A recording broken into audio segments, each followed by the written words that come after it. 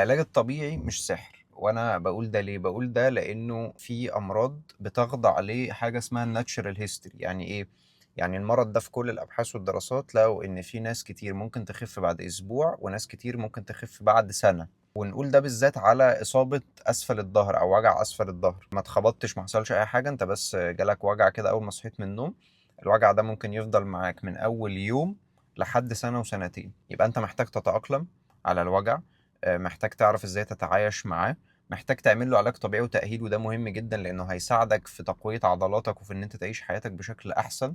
محتاج تهتم بأكلك وبنومك وبشربك وبتمرينك وبكل حاجة، وما تخليش الوجع ده يأثر على حياتك. لو في فترات الوجع بيزيد جدا اللي بنسميها فلير ابس، بتعامل معاها بان انا باخد ادويه مسكنه او باخد علاجات معينه او باخد او بعمل علاج يدوي او بعمل دراي نيدل او ايا كان، عشان بس اقلل الالم الفتره اللي بيبقى فيها الفلير اب دي.